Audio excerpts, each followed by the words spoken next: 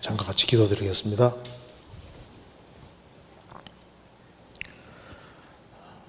은혜와 사랑이 풍성하신 하나님 아버지, 오늘도 저희들을 하나님 말씀 앞으로 인도해 주신 것을 감사합니다.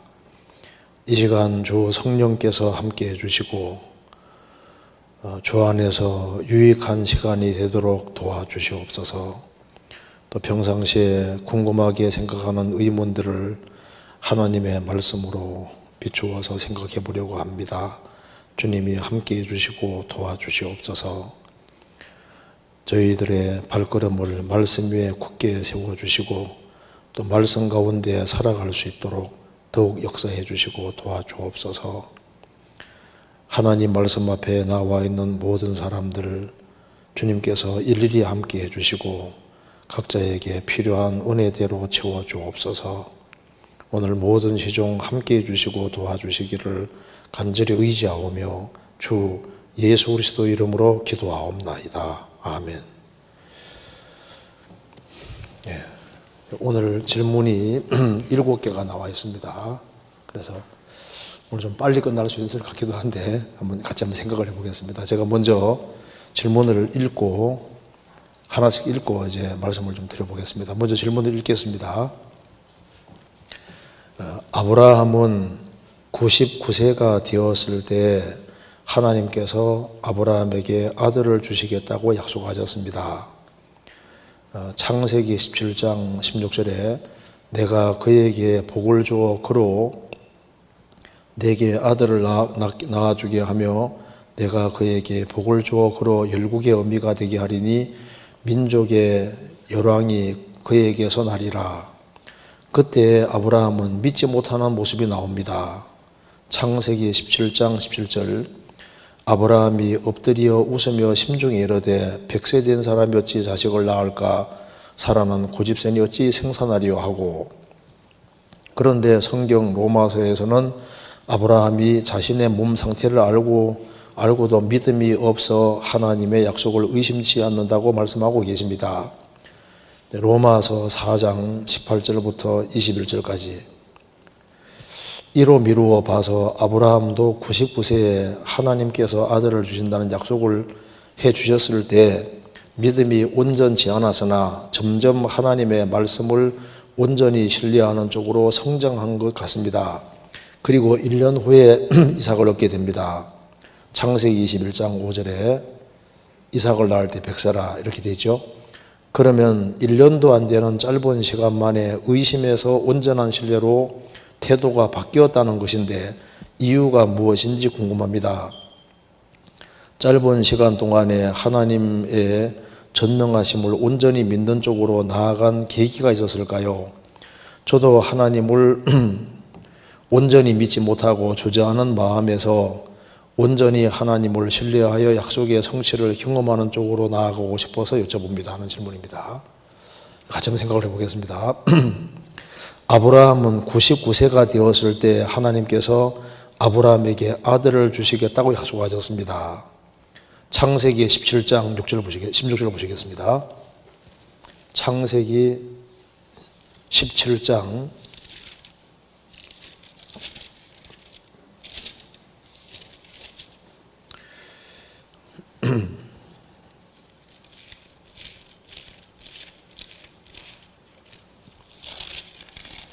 17장 16절 15절부터 제가 읽겠습니다. 하나님이 또 아브라함에게 이르시되 내 아내 사레는 이름을 사레라 하지 말고 그 이름을 사라라 하라. 내가 그에게 복을 주어 그로 내게 아들을 낳아 주게 하며 내가 그에게 복을 주어 그로 열국의 어미가 되게 하리니 민족의 열왕이 그에게서 나리라. 여기 질문에 아브라함은 99세가 되었을 때 하나님께서 아브라함에게 아들을 주시겠다 약속하셨습니다. 그런데 이때 약속하신 것이 아니고 하나님 그 전에 이미 아브라함에게 아들을 주시겠다고 이미 약속을 하셨습니다. 창세기 15장 보시죠. 15장 1절 이후에 여호와의 말씀이 이상 중에 아브라함에게 마여 가라사대 아브라함아 두려워 말라 나는 너의 방패요 너의 지극히 큰 상급이니라. 아브라함이 가로되 주 여호와여 무엇을 내게 주시려나이까 나는 무자하오니 나의 상속자는 이 다메섹 엘리에셀이니이다. 아브라함이 또 가로되 주께서 내게 씨를 아니 주셨으니 내 집에서 길리운 자가 나의 후사가 될 것이니이다. 여호와의 말씀이 그에게 마여 가라사대 그 사람은 너의 후사가 아니라 내 몸에서 날 자가 내 후사가 되리라 하시고 그를 이끌고 밖으로 나가 가라사대 하늘을 우러 무뼈를 셀 수 있나 보라. 또 그에게 이르시되 내 자손이 이와 같으리라. 아브라함이 여호와를 믿으니 여호와께서 이를 그의 의로 여기시고. 여기 보면은 하나님께서 아브라함에게 말씀하시기를 두려워 말라. 여기 왜 두려워 말라는 말을 했냐 하면은 아브라함 조카 롯이 소돔에 살다가 전쟁통에 붙잡혀 갔습니다. 그래서 이제 아브라함이 집에서 기르고 연습한 사람 318명을 데리고 이제 전쟁을 치루어서 이제 조카 롯을 데려왔지 않습니까? 그러니까 전쟁을 치르고 났으니까 아브라함을 공격할 수도 있는 그런 상황입니다. 그런데 하나님께서 아브라함에 나타나서 말씀하시기를 아브라함아 두려워 말아라. 나는 너의 방패요. 이 말 들었을 때 아브라함은 얼마나 큰 용기가 생기겠습니까? 아브라함아 두려워하지 말아라. 나는 너의 방패다. 그리고 나는 너의 지극히 큰 상급이니라. 하나님이 이제 큰 상급이라고 말씀하시니까 아브라함이 내게 무엇을 주시려 합니까? 나는 자식이 없습니다. 그래서 나의 상속자는 이 다메섹의 종 그 엘리에셀입니다. 그래서 하나님께서 내게 자식을 주지 아니하셨으니 내 집에서 길리운 자 엘리에셀이 바로 나의 후사가 될 것입니다. 하니까 하나님 말씀하시기를 아니라 너의 몸에서 날 자가 내 후사가 되리라 하시고 아브라함을 이제 밖에 데리고 나가서 하늘을 오르라 무뼈를 셀 수 있나 보라. 너의 자손이 이렇게 많아질 것이다 하니까 아브라함이 이것을 믿었다고 말입니다. 아브라함이 여호와를 믿으니 여호와께서 이를 그의 의로 여기셨다. 아브라함은 자신 태에서 자녀가 태어날 것을 확실히 믿었습니다. 그런데 이제 아무리 기다려도 자식이 안 태어나는 거예요.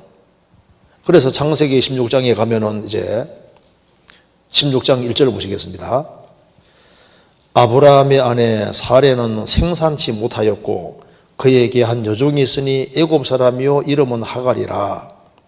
사레가 아브라함에게 이르되 여호와께서 나의 생산을 허락지 아니하셨으니 원컨대 나의 여종과 동침하라. 내가 혹 그로 말미암아 자녀를 얻을까 하노라 하매 아브라함이 사레의 말을 들으니라. 아브라함이 애굽에 내려갔다가 돌아올 때 하갈을 달고 왔는데요. 하갈이 사레의 말을 잘 들었던 것 같아요. 그래서 이 사레가 하나님 분명히 말씀하시기를 아브라함 당신 통해서 자녀가 태어난다고 했으니 어쨌든 자녀가 태어나면 될 것이 아니냐. 그래서 몸종이니까 하갈을 통해서 내가 혹시 씨를 얻을 수 있지 않느냐. 아브라함 자손이니까.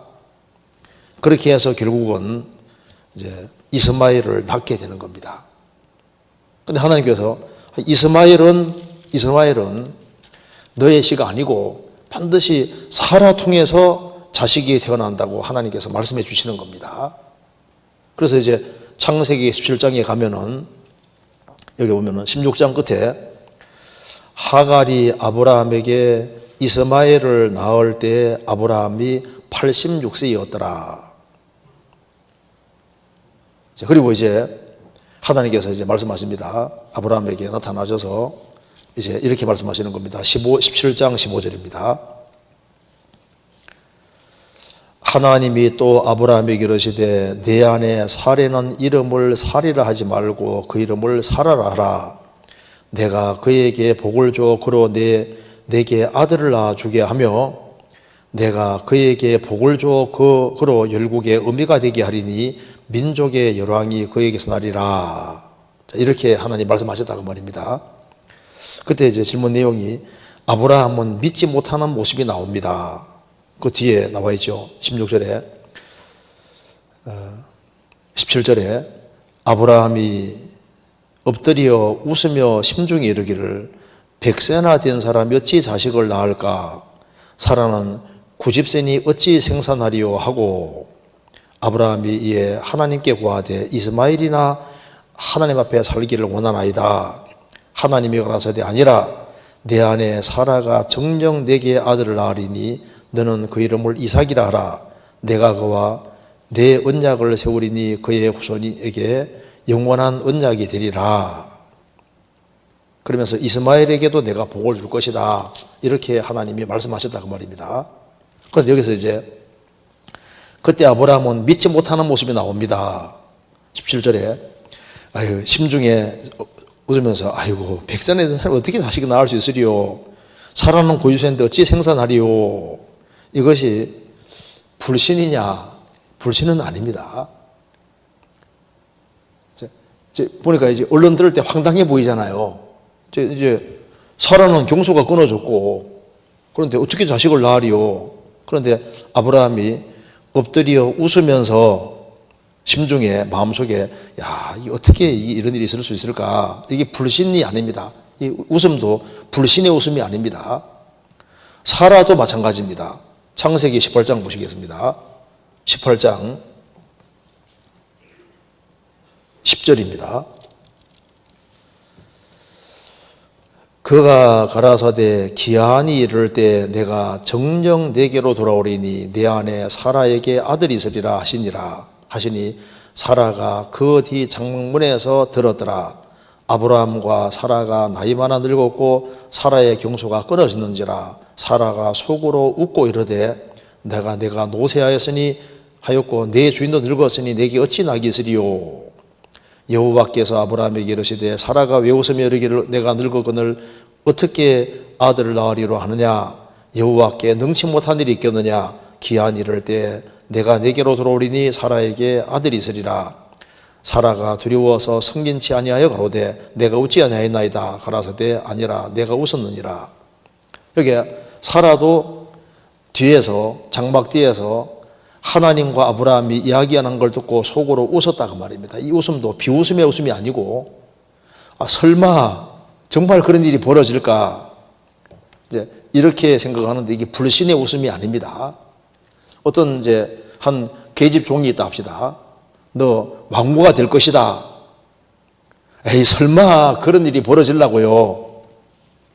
나 같은 게 도대체 무엇이길래 그런 일이 벌어지겠습니까? 그런데 그게 불신이 아닙니다. 그런데 이제 야 진짜야. 너 정말 그렇게 될 거야. 그렇게 하면 확신을 가질 수도 있잖아요. 여기 이제 아브라함에게 하나님이 처음부터 자식을 줄 것이라고 말씀하셨습니다. 나중에는 사라 통해서 기어코 자녀가 태어나겠다 하니까 아브라함이 웃으면서 야 설마 이런 일이 있을 수 있을까? 정말 그런 일이 벌어질까? 그런데 하나님께서 정말 그렇게 된다고 하니까 아브라함은 실제로 믿었던 겁니다. 믿은 거예요. 그래서 이게 불신이 아니다 그 말입니다. 질문 내용이 믿지 못하는 모습이 나옵니다. 이것이 이런 말을 한다고 해서 웃는다고 해서 불신을 말하는 게 아닙니다. 설마 그런 일이 있을까? 정말 그런 일이 벌어질까? 근데 하나님이 확실히 말씀해 주시니까 그걸 그대로 믿은 거예요. 그래서 이제 로마서에서는 아브라함이 자신의 몸 상태를 알고도 믿음이 없어 약속을 의심치 않는다고 말씀하고 계십니다. 이게 실제입니다. 이게 실제 불신의 웃음, 불신이 아니에요. 믿지 못하는 게 아닙니다. 우리가 이제 너무 엄청난 얘기를 하면 설마 그런 일이 벌어질까 생각할 수 있잖아요. 그런데 정말 그런 일이 벌어진다 하면 그래요? 하면 받아들일 수 있잖아요. 사라도 마찬가지였습니다. 사라도 히브리 11장 보면은 하나님 말씀을 확실하게 믿었다고 했습니다. 성경 로마서 4장 찾겠습니다. 그래서 이제 이 17장, 이 18장 이 내용을 설명하고 있는 것이 로마서 4장입니다. 로마서 4장 18절.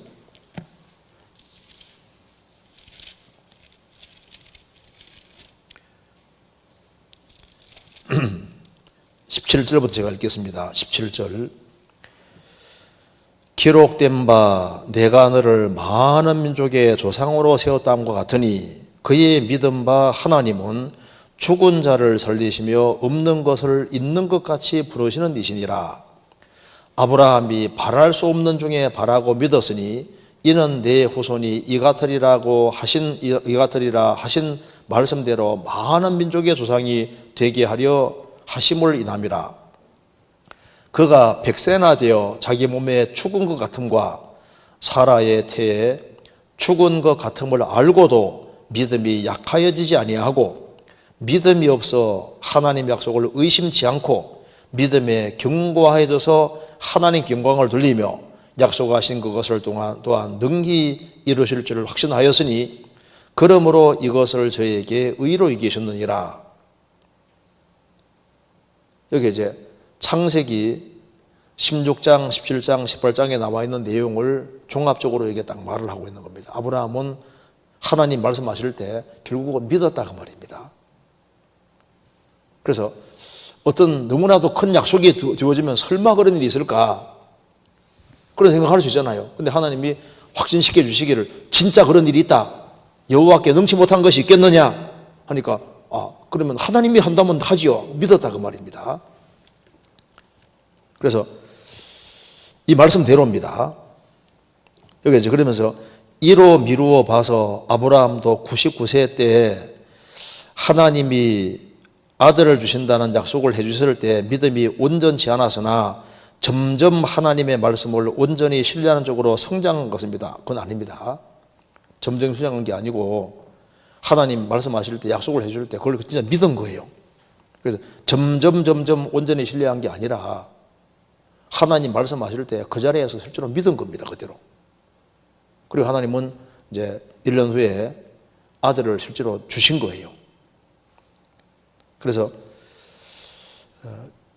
이제 아브라함이 물론 믿음이 점점 성장했다는 건 사실입니다.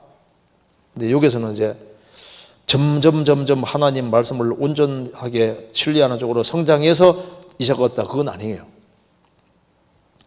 그러면 1년도 안 되는 짧은 시간 만에 의심에서 온전한 신뢰로 태도가 바뀌었다는데 그게 아니라 즉시 하나님께서 여호와께는 말씀하시면 그대로 되게 돼 있으니까 하나님이 확실히 말씀해 주신 거니까 그대로 믿은 거예요.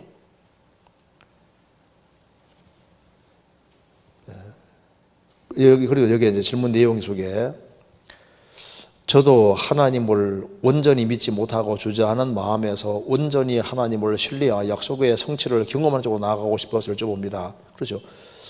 이제 믿음이 점점 자라야 되는데 아브라함도 믿음이 점점 자랐다는 말은 맞지 않습니까? 믿음이 점점 성장하고 자란다는 것은 맞지만은 하나님 말씀하실 때 하나님이 약속하신 말씀해 줄 때 그걸 그대로 딱 받아들인 겁니다. 그대로 믿은 거예요.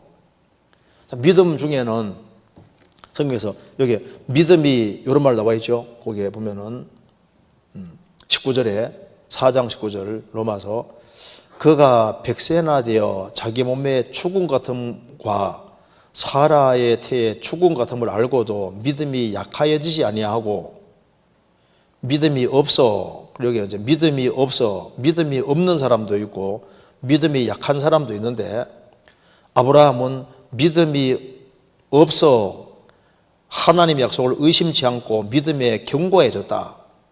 믿음이 아예 없는 사람은 불신자입니다. 그런데 이제 믿음은 더 강해질 수도 있고 약해질 수도 있습니다. 그래서 믿음이 약하여지지 아니하고 또 약하여져서 믿음이 너무 약해지면 의심하지 않습니까? 약하여져서 약속을 의심치 않고 믿음에 견고해졌다. 그래서 믿음이라는 것은 믿음이 아예 없는 사람도 있고 믿음이 없는 사람 없이는 하나님을 기쁘시게 하는 게 불가능합니다. 그리고 또 믿음이 약하여져서 믿음이 약해질 수도 있지 않습니까? 믿음이 약해져서 약해질 수도 있고 그리고 믿음이 약하고 믿음이 아주 적을 수도 있습니다. 그래서 성경에서 믿음이 적은 자들아, 믿음이 적은 자들아 계속 나오지 않습니까? 믿음이 적은 자들아 어찌하여 의심하였느냐? 믿음이 적은 것과 의심은 연결되어 있는 겁니다. 믿음이 적으면 의심할 수 있잖아요. 그리고 이제 믿음이 커지고 믿음이 견고해 줄 수 있는데, 수로보내기 여인에 대해서는 예수님 말씀하셨습니다. 여자여 내 믿음이 크도다. 믿음이 큰 사람도 있어요. 그리고 이제 백부장, 로마의 백부장에 대해서는 예수님 말씀하시기를 이스라엘 땅에 이만한 믿음을 만나보지 못했다. 믿음 중에 아주 큰 믿음 중에도 아주 큰 믿음이 있는 겁니다. 아브라함은 믿음의 조상입니다. 그의 믿음과 하나님은 죽은 자를 살리시며 없는 것을 있는 것 같이 부르시는 이시니라. 그는 무의 수유를 창조하신 하나님, 없는 것을 있는 것 같이 부르시는 그 하나님을 믿었고, 아브라함에게 너의 자손이 이와 같이 많아질 거다 하니까 그걸 믿었다 그 말입니다. 그리고 이제 사라의 경소가 끊어지고 아브라함도 힘이 없어졌습니다. 그때에도 하나님께서 자식 낳는 것이 불가능한 상황에서도 하나님께서 그렇게 말씀하실 때 그걸 그대로 믿었다 그 말입니다. 믿음이 약해지지 않고 믿음이 아주 견고하게 되고 그걸 그대로 믿고 하나님이 능히 이루실 줄을 확신했다. 그런 아주 확실한 믿음을 가졌던 사람이라고 얘기를 하고 있는 겁니다.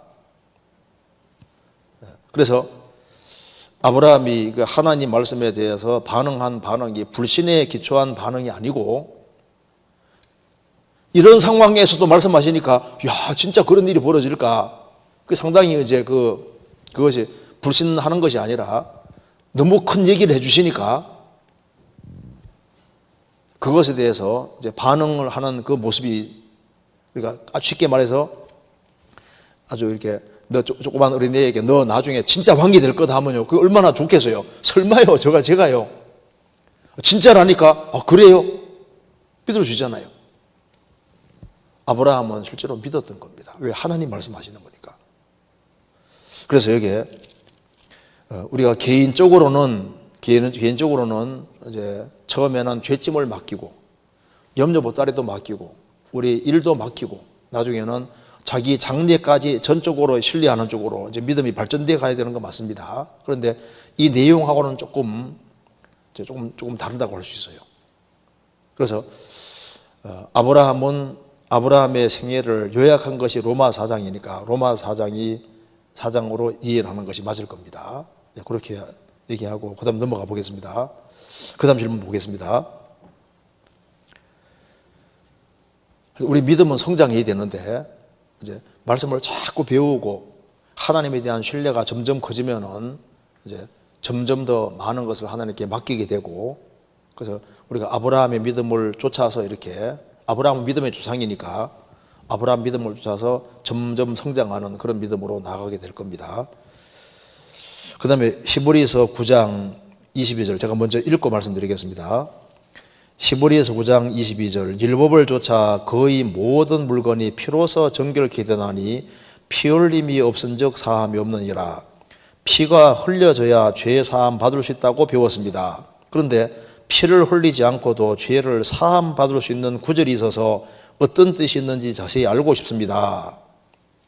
그러면서 창세기 3장 22절 그리고 이제 이사야 6장 6절 7절 이제 그리고 스가랴 그리고 이제 레위기 5장 소제물을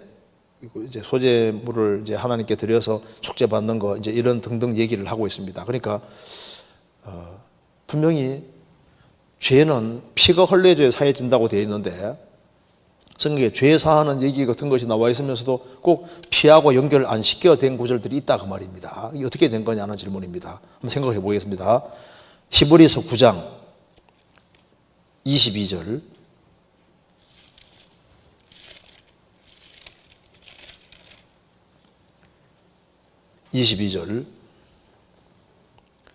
자, 21절 22절부터 제가 읽겠습니다. 또한 이와 같이 피로써 장막과 섬기는 일에서는 모든 그릇에 뿌렸느니라. 율법을 조차 거의 모든 물건이 피로써 정결케 되나니 피 흘림이 없은즉 사함이 없느니라.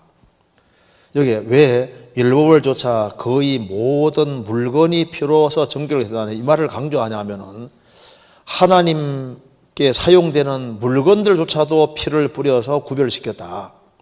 일부는 물을 뿌린 것도 있습니다. 물로 정결한 것도 있는데 대다수의 경우는 다 피를 뿌려서 물건들조차도 구별시켜 사용했다. 이걸 강조하는 이유는 그 뒤를 강조하려고 하는 겁니다.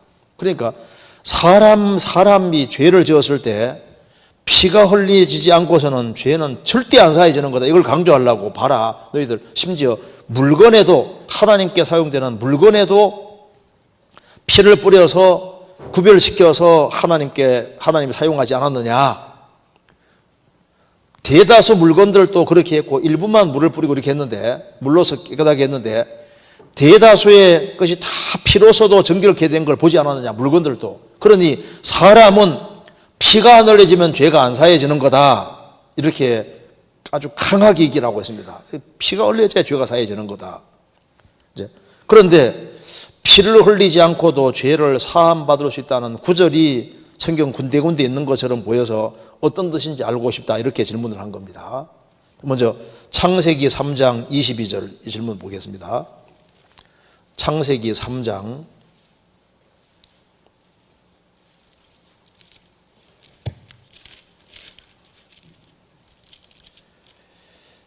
22절 여호와 하나님이 가라사대 보라 이 사람이 선악을 아는 일에 우리 중 하나같이 되었으니 그가 그 손을 들어 생명나무 실과도 따먹고 영생할까 하노라 하시고 24절 이같이 하나님이 그 사람을 쫓아내시고 에덴 동산 동편에 그룹들과 두루 도는 화영금을 두어 생명나무의 길을 지키게 하시니라. 아담 하와가 죄를 짓고 난 이후에 하나님 말씀하셨습니다. 보라 이 사람이 아담이 선악을 아는 일에 우리 중 하나같이 되었으니 우리 중 하나 같다는 것은 삼일체 말하는 겁니다. 성부, 성자, 성령 우리 중 하나같이 되었으니 삼일체를 지금 말하고 있습니다. 삼일체 하나님처럼 이렇게 선악을 알게 됐는데 하나님은 선악을 알지만은 항상 완전 통제할 수 있잖아요. 인간은 선악을 알지만은 통제할 힘이 없는 겁니다. 선악을 아는 일에 우리 중 하나같이 되었으니 그가 그 손을 들어 생명나무의 실과도 따먹고 영생할까 하노라. 생명나무 실과를 따먹고 영생할까 하노라. 그런데 하나님께서 생명나무의 실과를 따먹기 위해서는 반드시 죽음이 통과되어야 되는 겁니다. 그래서 여기에 24절에 이같이 하나님이 그 사람을 쫓아내시고 죄가 해결 안 된 상태로서 실과 따먹으면 안 되잖아요. 그래서 쫓아내시고 에덴 동산 동편에 그룹 천사들과 두루 도는 화염검 불칼을 두어 생명나무의 길을 지키게 하시니라. 그러니까 생명나무의 실과를 먹기 위해서는 불칼을 통과해야 되는 겁니다. 칼에 맞아 죽지 않으면 못 먹으니까. 여기 이제 생명나무 실과는 그냥은 못 먹어요. 반드시 불칼에 맞고 죽음이라는 대가가 지불돼야만 생명나무 실과를 먹을 수 있으니까 인간 스스로 생명나무의 실과를 먹을 수 없으니까 누군가가 대신이라도 불칼에 맞아줘야만 생명나무 실과를 따서 우리에게 먹게 해줄 수 있는 겁니다. 그래서 이 불칼에 맞아주신 분이 누구냐? 그분이 바로 예수님인 겁니다. 그래서 피 흘림이 없은 적 사함이 없느니라. 대신 죽어야만 죄가 사해지고 영생 얻을 수 있으니까 여기도 이제 생명나무의 실과를 먹을 때는 두루도연 화영건물 맞아야만 누군가가 대신이라도 죽어야만 그걸 먹을 수 있는 겁니다. 그런데 이 자격이 있는 분은 예수님밖에 없으니까 이 두루도는 화염검에 맞은 분이 누구냐? 바로 예수님인 겁니다. 성경 스가랴 13장 찾겠습니다. 스가랴 13장 7절.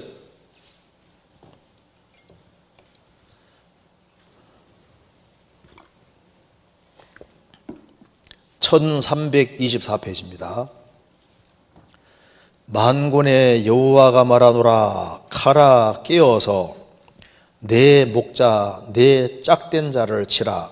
목자를 치면 양이 터지려니와 작은 자들을 위해는 내가 내 손을 들이우리라.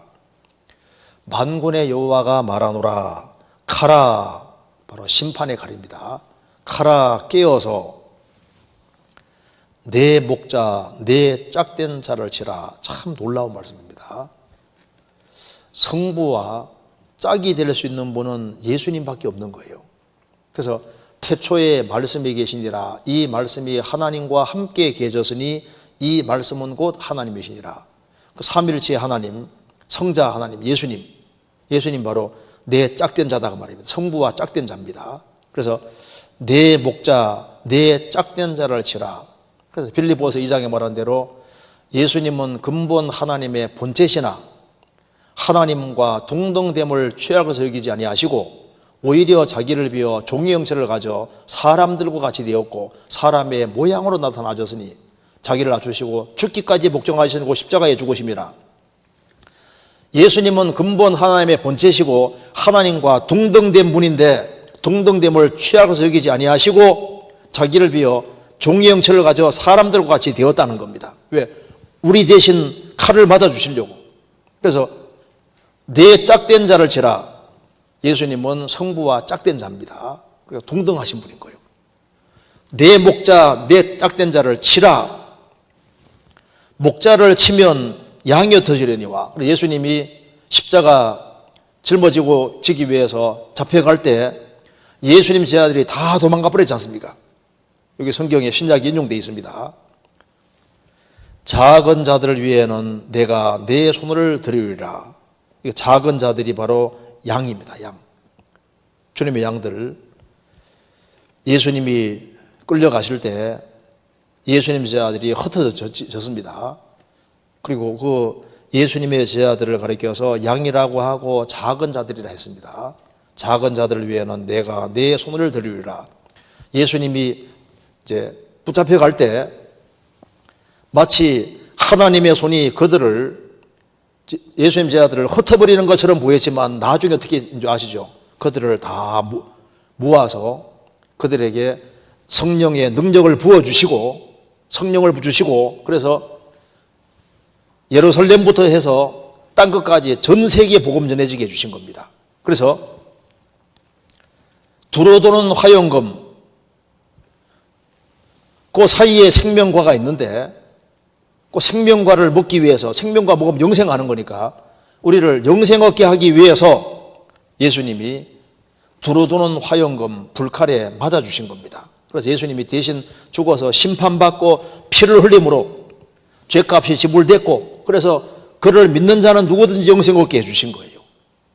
그러니까 피 흘림이 없은 적 사함이 없느니라 그 말하고 똑같지 않습니까? 그 다음에 이사야 6장입니다. 이사야 6장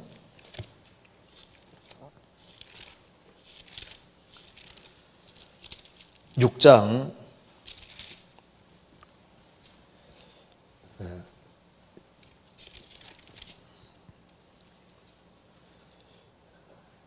6장 6절입니다. 먼저 5절부터 제가 읽겠습니다. 그때 내가 말하되 화로다 나여 망하게 되었도다. 나는 입술이 부정한 사람이요 입술이 부정한 백성 중에 거하면서 만군의 여호와이신 왕을 배웠음이로다. 때에 그 서랍의 하나가 화조로 단에서 취한 바 핀 숯을 손에 가지고 내게 날아와서 그것을 내 입에 대며 가로되 보라 이것이 내 입에 닿았으니 내 악이 제하여졌고 내 죄가 사해졌느니라 하더라. 내가 또 주의 목소리를 들은 적 이르시되 내가 누구를 보내며 누가 우리를 왜 갈고 그때 내가 가로되 내가 여기 있나이다 나를 보내소서. 여기서 이제 아니 피 흘림이 없으면 죄가 사해지지 않는다고 했는데 여기서는 서랍 하나님을 가장 가까이 섬기는 서랍천사 하나가 화저로 단에서 취한 숯불을 딱 핀수를 가지고 이사야 입에 딱 대면서 말하기를 이제 내 악이 제하여졌고 이것이 내 입에 닿았으니 내 악이 죄하여졌고 내 죄가 사해졌느니라. 그러니까 피가 죄를 사하는데 핀숯이 입에 닿으니까 핀숯이 너의 악을 죄하고 내 죄가 사해졌다니까 이게 이해가 안 된다 그 말입니다. 근데 성경 자세히 읽어야 됩니다. 거기에 6절에 그때 그 서랍 하나가 화저로 단에서 취한 바 핀수 손에 가지고 어디에 단에서 단이 뭐 하는 곳인지 아시죠? 짐승 죽이는 곳이잖아요. 그 단이 바로 십자가 그림자입니다. 그래서 이사야 선지자가 죄를 사함 받는 것도 재단에 주님의 재단에서 양을 죽이는 것처럼 십자가에서 죽는 것에 근거해서 죄가 사해지는 겁니다. 그런데 여기 왜 특별히 여기 화저로 단에서 취한 핀 숯불 하나 가지고 와서 기엽고 그걸 가져와서 입에 갖다 대면서 왜 이걸 네 죄가 사해졌고 내 악이 제하여졌고 이것이 입에 닿았으니 내 악이 제하여졌고 내 죄가 사하였느니라 이렇게 강조하냐면 이게 이유가 있는 거예요.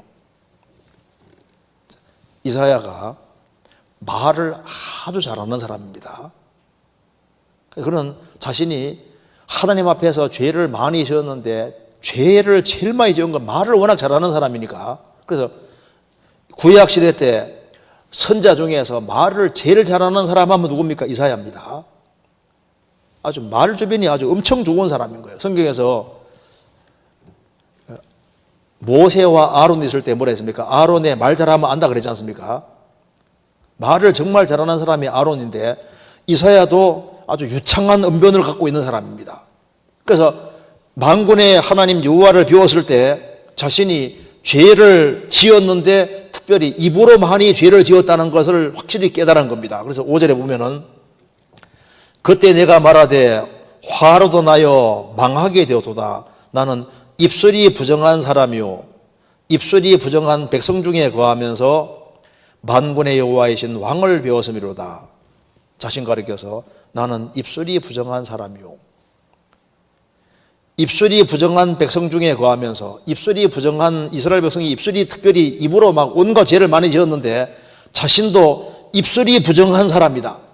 그러니까 사람이 죄 짓는 것 중에서 특별히 입으로 죄를 많이 짓는데 이사야는 하나님 앞에 딱 섰을 때 자신이 지은 죄 중에서 정말 죄 많은 것이 입으로 이것저것 뭐 하나님에 대해서 이것저것 뭐 많은 걸 얘기를 했는데 입으로 얼마나 죄를 많이 지었는지를 깨닫게 된 겁니다. 그런데 이제 이사야는 선지자로서 이제 하나님 말씀을 전해야 되는 거니까 하나님께서 이제 너는 너 입 가지고 말을 함부로 했는데 이제는 입을 구별시켜서 하나님을 위해 사용되어야 된다는 것을 말씀하기 위해서 특별히 제단에서 핀 숯을 가지고 와서 입에 딱 대면서 이것이 내 입에 닿았으니 내 악이 죄하여졌고 내 죄가 사해졌느니라. 무슨 말이냐면 이게 단에서 가지고 왔고 바로 죄가 사해지는 것은 특별히 십자가의 근거에서 제단의 근거에서 죄가 사해진다는 게 뭡니까? 예수님 피의 근거에서 죄가 사해지는 거고 너의 죄가 사해졌는데 특별히 입으로 지은 죄가 완전하게 제해졌다 그 말입니다. 그래서 입에다가 딱 갖다 댄 거예요. 그러니까 이제부터는 이 입을 가지고서 하나님 말씀을 전하는 데 사용하라. 그래서 내가 누구를 보낼꼬 누가 우리를 위해 갈꼬 하니까 이사야가 말했습니다. 나를 보내소서. 그래서 이사야 선지자는 오랫동안 하나님의 복음을 힘차게 전하고 나중에 죽을 때 어떻게 죽은지 전성이 나오잖아요. 통나무 속에다가 구멍을 파서 통나무 속에 이사야 선지자 집어넣고 톱으로 썰어서 이사야 죽였다고 합니다. 요한계시록 2장에 보면은 버가모 교회 감독 안디바 죽을 때 노소로 된 쇠 속에 사람을 딱 집어넣고 거기서 끓여서 태워 주겠잖아요. 그럼 거기서 너무너무 고통스러우니까 이제 그 점성 그러니까 이제 소가 우는 소리 그런 게 나게 만들어 놨습니다. 이사야 선지자는 끝까지 하나님 일에 충실하고 그 입으로 하나님 영광을 위해 살다가 간 겁니다. 그래서 여기에 제단 숯불을 특별히 입에다가 댄 이유는 그가 모든 죄를 사함 받았지만 특별히 입으로 지은 죄가 사해졌다는 것을 강조하기 위해 이렇게 한 거예요. 무슨 말이 되죠? 그러니까 사함 받는 것은 제단의 근거에서 사함 받는 겁니다. 제단. 그리고 이제 그 다음에 레위기 5장 보겠습니다. 레위기 5장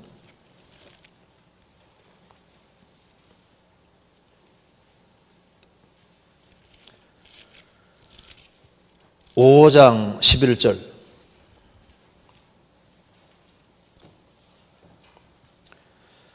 만일 힘이 산비둘기 둘이나 집비둘기 둘에도 미치지 못하거든 그 범과를 인하여 고운 가루 에바 10분의 1을 예물로 가져다가 속죄 제물로 드리되 이는 속죄제인즉 그 위에 기름을 붓지 말며 유향을 놓지 말고 그것을 제사장에게로 가져갈 것이요 제사장은 그것을 기념물로 한 움큼을 취하여 단 위에 여호와의 화제 위에 불사를 지니 이는 속죄제라. 여기 속죄제, 죄를 사하는 제사인데 너무너무 가난해서 죽일 수 있는 그 재물이 아무것도 없는 거예요. 그래서 산비둘기나 집비둘기에도 미치지 못한다 그 말입니다. 그래도 죄는 사함 받아야 되니까 비둘기 살 돈도 없는 사람들, 그런 사람은 하나님께서 그 범과를 인해서 구운 가루 에바 10분의 1을 예물로 가져다가 속죄 제물로 드리라. 그러니까 국물 조금 있지 않습니까? 그걸 가져와 속죄 제물로 드리면은 하나님께서 속죄, 죄를 확실하게 사해 주셨다는 겁니다. 이게 뭘 말하냐면은 구약시대 때 짐승의 피로 제사 드리는 이것도 약속어음이고 구운 가루 에본의 1의 10분의 1도 약속어음이나 마찬가지인 겁니다. 구약시대 때 짐승의 피 자체가 죄를 사하는 건 아닙니다. 그건 다 그림자예요, 그림자. 예수님이 십자가에 죽어서 피를 흘림으로 죄를 사해 줄 걸 전제하고 약속어음 끊는 것이기 때문에 짐승의 피를 통해서 약속어음을 끊는 것인데 짐승의 피 자체는 죄를 사하는 것이 아니라고 성경에 나와 있습니다. 그건 다 그림자고 결국은 예수님 피가 사하는 것이라고 말씀하셨기 때문에 예수님이 피를 안 흘려주면 다 부도나 버리는 거예요. 성경에서 보시겠습니다. 히브리서 10장입니다. 히브리서 10장 4절 찾겠습니다. 이는 황소와 염소의 피가 능히 죄를 없이 하지 못함이라. 황소와 염소의 피는 죄를 없앨 수 없다 그 말입니다. 11절을 보시겠습니다. 제사장마다 매일 서서 섬기며 자주 같은 제사를 드리되 이 제사는 언제든지 죄를 없게 하지 못하거니와. 그러니까 이 짐승의 피제사는 언제든지 절대로 죄를 없애지 못한다. 죄를 없애는 것이 불가능하다 그 말입니다. 그래서 구약시대 때 짐승의 피를 흘린 그 모든 사람들, 그 사람들도 예수님이 피를 안 흘리면 부도나기 때문에 예수님은 구약시대 때 피 흘린 짐승의 피를 흘린 사람들, 이런 사람들의 죄를 속하기 위해서 죽었던 겁니다. 히브리서 9장 15절. 이를 인하여 그는 예수님은 새 언약의 중보니 이는 첫 언약 때 범한 죄를 속하려고 죽어사 부르심을 입은 자로 하여금 영원한 기업의 약속을 얻게 하려 하심이니라. 예수님은 새 언약의 중보인데 새 언약뿐 아니라 구약시대 때 첫 언약 때 범한 죄를 속하려고도 죽으셨다. 그래서 구약시대 때 부르심을 입은 자들, 짐승의 피를 흘리면서 오실 메시아를 바랐던 사람들, 곡물을 에바나의 10분의 1을 드리면서 오실 메시아를 바라고 주님이 대신 죄를 처리해 줄 걸 믿었던 사람들, 그 사람들도 예수님이 죄값을 지불함으로 그들도 영원한 기업의 약속을 얻게 됐다 그 말입니다. 그래서 여기 이제 구약시대 때 다 약속 어긋는 겁니다. 하나님께서 돈이 너무너무 없어가지고 아무것도 드릴 수 없는 사람은 곡물 조금을 하나님께 드려도 그걸 속죄제사와 똑같이 봐주신 거예요. 그 사람들 천국 가야 되니까. 무슨 말이 되죠? 그러니까 짐승 피가 아니라 곡물을 드려서도 그것을 하나님께서 예수님이 대신 죽어줄 것을 믿는 것으로 받아주셨다 그 말입니다. 이거 이해되시죠? 그러니까 전부 다 피 흘림이 없은 적 죄사함이 없다는 말이 맞는 거예요. 이해되죠? 그 다음 넘어가 보겠습니다. 세 번째 질문, 사도행전 19장 찾겠습니다. 19장 13절.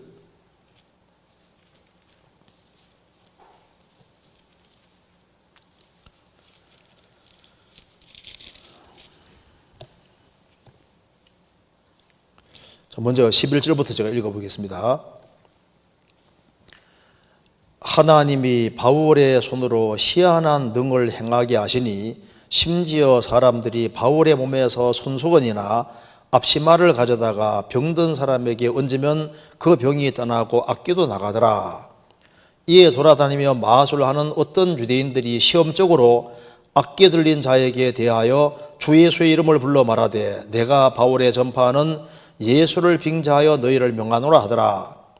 유대의 한 제사장 스게와의 7 아들도 이 일을 행하더니 악기가 대답하여 가로되 예수도 내가 알고 바울도 내가 알거니와 너희는 누구냐 하며 악기 들린 사람이 그 두 사람에게 뛰어올라 억제하여 이기니 저희가 상하여 벗어몸으로 그 집에서 도망하는지라. 에베소에 거하는 유대인과 헬라인들이 다 이 일을 알고 두려워하여 주 예수 이름을 높이고 믿은 사람들이 많이 와서 자복하여 행한 일을 고하고 또 마술을 행하던 많은 사람이 그 책을 모아 가지고 와서 모든 사람 앞에서 불사르니 그 책값을 계산한 적 은 5만이나 되더라. 이와 같이 주의 말씀이 힘이 있어 흥왕하여 세력을 얻으니라. 이 질문에서 마술을 하며 돌아다니는 유대 제사장 스게와에 대한 말씀이 나옵니다. 유대 제사장이면 구원을 받지 않은 사람인 것 같습니다. 악기가 예수님과 바울은 안다고 했는데 스게와와 7 아들에게 너희는 누구냐 하며 나는 너희를 모른다는 식으로 말하는 것 같습니다. 여기가 악기는 그리스도와 구원받은 그리스도인은 알지만 구원받지 못한 악인은 분별을 못한다는 것인지요? 혹 이것이 마귀와 악인이 지옥에 가는 것을 스스로 알지 못하기 때문인 것 같다는 생각이 드는데 질문 바랍니다. 이거 내용은 간단한 내용입니다.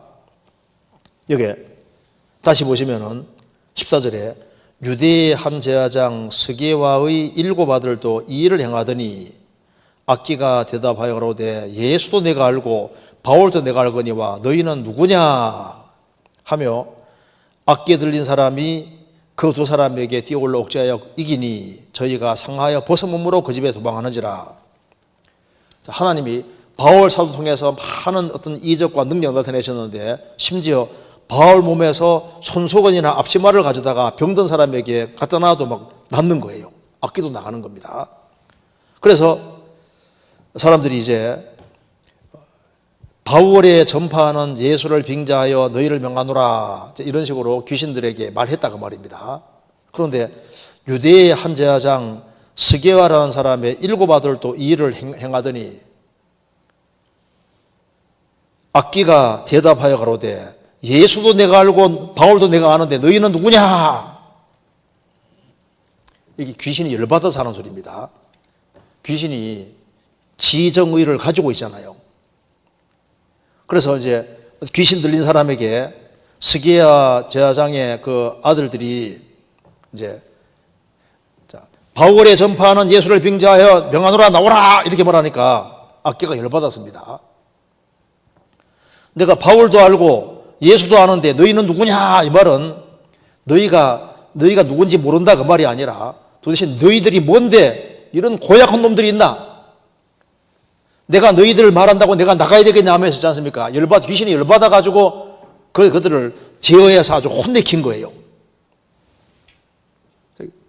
너희는 누구냐? 그 말은 네가 내게 나오라고 할 자격이 있어? 이런 고얀 놈들이 있나 하면서 있잖아요. 열받아가지고 귀신이 이렇게 제어해서 이 사람들을 혼내킨 걸 말하는 겁니다. 뭐 자격이 있어야죠. 너희들이 내게 그런 말을 한 자격이 있냐? 그래서 이제 귀신 내쫓으려다가 크게 당하는 경우도 있습니다. 뭐 귀신보다 더 힘이 세야지 이길 거 아니에요. 그래서 이것은 이 사람들이 누군지 모른다 그 말이 아니고 바울도 내가 알고 예수도 내가 누군 줄 아는데 너희들이 도대체 누구냐? 아니, 너희들이 도대체 누구길래 내한테 함부로 나가라 말라 하냐 그 말입니다. 이런 놈들 봤나? 이런 고약한 놈들 봤나? 하고 혼내킨 걸 말하는 거예요. 그 악기가 정말 있는 겁니다. 진짜 귀신이 있는 거예요. 사도행전 16장 보시겠습니다. 16장 16절입니다. 우리가 기도하는 곳에 가다가 점하는 귀신 들린 여종 하나를 만나니 점보로 그 주인들을 크게 이하게 하는 자라. 바울과 우리를 쫓아와서 소리질러 가로되 이 사람들은 지극히 높은 하나님의 종으로 구원의 길을 너에게 전하는 자라 하며 이같이 여러 날을 하는지라. 바울이 심히 괴로워하여 돌이켜 그 귀신에게 이르되 예수 그리스도의 이름으로 내가 내게 명하노니 그에게 나오라 하니 귀신이 즉시 나오니라. 이게 귀신이 돈 벌게 하는 귀신도 있습니다. 돈 벌어주는 귀신도 있는 거예요. 여기 말한 대로 점하는 귀신 들린 여종 하나를 만나니 점으로 그 주인을 크게 이야기하는 자라. 잘 맞춰주는 거예요. 그런데 이 바울이 지나가니까 바울이 누군지를 아는 겁니다. 그래서 이 사람들은 지극히 높으신 하나님의 종으로 구원의 길을 너희에게 전하는 자라. 잘 알았잖아요. 그런데 왜 바울이 심히 괴로워했냐 하면은 말하는 것 자체가 고분고분하게 말한 게 아니었을 겁니다. 막 째지는 소리로 여기에 말할 때 왜 심히 괴로워했냐 하면은 그 목소리부터 해서 아주 귀신같이 얘기했을 거예요. 그래서 여기에 바울 사도가 예수 그리스도의 이름으로 내가 네게 명하노니 그에게 나오라. 귀신이 나왔다고 되지 않습니까? 그리고 이제 그로부터 이제 많은 문제가 생겼는데 어쨌든 저게 악기가 있고 실제로 귀신이 있습니다. 귀신같이 잘 맞추는 이유는 귀신 들어갔으니까 귀신같이 잘 맞추는 거예요. 어쨌든 간에 여기에 너는 누구냐, 너희는 누구냐 이 말 자체가 그 사람들이 누군지를 모른다는 말이 아니라 너는 그런 자격 없다 그 말입니다. 너가 도대체 누구길래 내한테 함부로 얘기하냐 그 말입니다. 악령도 인격입니다. 이제 그 다음 질문 보시겠습니다. 신방에 관하여 질문드립니다. 인도하는 입장에서 식구들을 신방을 어떠한 마음으로 해야 하는지 말씀으로 도움을 받고 싶습니다. 가로쳐놓고 코로나가 없는 상황에서 그리고 어려운 사정에 처한 분위기에 광고 없이 임원들만 조용히 가는 신방이 있고 전체 광고를 통해 임원은 아니지만 함께 하고 싶은 형제 자매님들이 참여하는 신방이 있습니다. 첫 번째 상황에서 임원이 아니신 분께 신방에 참여하지 못하여 서운함을 느끼는 경우가 있습니다. 아무래도 신방 대상자의 민감한 신상이나 덕이 안 되는 모습들은 모두가 알기보다 임원들과 전도인 분과 교제하게 되는데 임원이 아닌 분이 계시면 어려움과 부담이 있습니다. 왜? 너무 많은 분들이 신방 대상의 민감한 상황을 알게 되기에 그래서 연약한 저의 고민이 되어서 질문드립니다.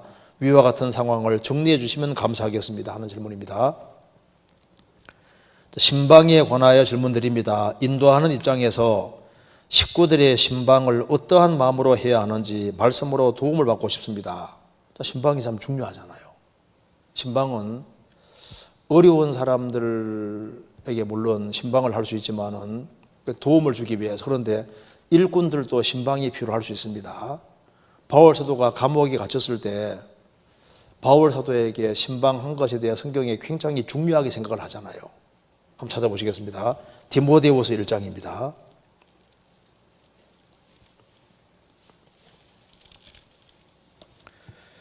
1장 15절.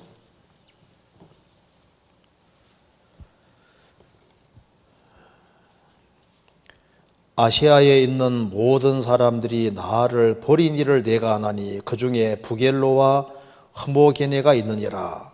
원컨대 주께서 오네시모로의 집에 긍휼을 베푸시옵소서. 저가 나를 자주 유쾌케 하고 나의 사설에 매인 것을 부끄러워 아니하여 로마에 있을 때 나를 부지런히 찾아 만났느니라. 원컨대 주께서 저로 하여금 그날에 주의 긍휼을 얻게 하옵소서. 또 저가 에베소에서 얼만큼 나를 섬긴 것을 내가 잘 아느니라. 바울 사도가 로마의 감옥에 있을 때 참 부지런히 찾아 만났는데 오네시모로의 집이 그렇게 했다는 겁니다. 그래서 바울 사도가 감옥에 있을 때 오네시모로가 여러 번 신방해서 위로해주고 용기가 많이 되고 힘이 많이 된 것을 여기에 기록하고 있습니다. 그리고 이제 일꾼들도 이제 그러하고 누구든지 이제 구원받은 식구들 중에서 어려운 사람이 있을 때 찾아보고 신방하는 걸 성경에 예수님께서도 크게 생각을 하시면서 그것은 곧 주님께 하는 것이라고 말씀을 하신 겁니다. 마태복음 25장. 그러니까 신방이 중요합니다. 왜냐하면 주님께 직접 하는 거나 마찬가지니까. 마태복음 25장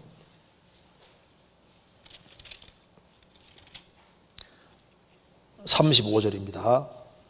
내가 줄일 때 너희가 먹을 것을 주었고 목마를 때 마시게 하였고 나그네 되었을 때 영접하였고 벗었을 때 옷을 입혔고 병들었을 때 돌아보았고 옥에 갇혔을 때 와서 보았느니라. 이에 의인들이 대답하여 가로되 주여 우리가 어느 때 주의 줄이신 것을 보고 공개하였으며 목마르신 것을 보고 마시게 하였나이까? 어느 때에 나그네 되신 것을 보고 영접하였으며 벗으신 것을 보고 옷 입혔나이까?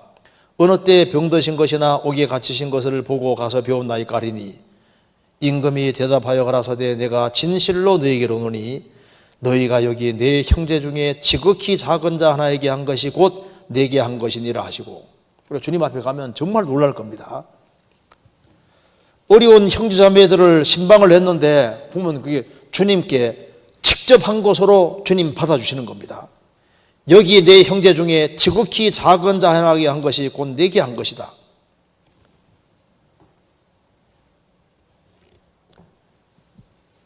성도가 줄일 때, 목마를 때 먹이고 마시고, 나그네 되었을 때 영접하고, 벗었을 때 입히고, 병들었을 때 찾아보고, 이게 다 주님께 직접 하는 것입니다. 그러니까 신방이 중요한 건데, 그리고 이제 어려운 사정에 처한 분위기에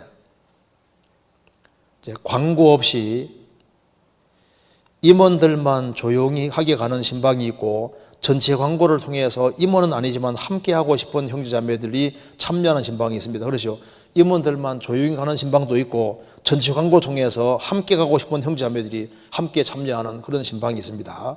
근데 여기 이제 질문 내용이 첫 번째 상황에서 임원이 아니신 분께서 신방에 참여하지 못하여 서운함을 느끼는 경우가 있습니다.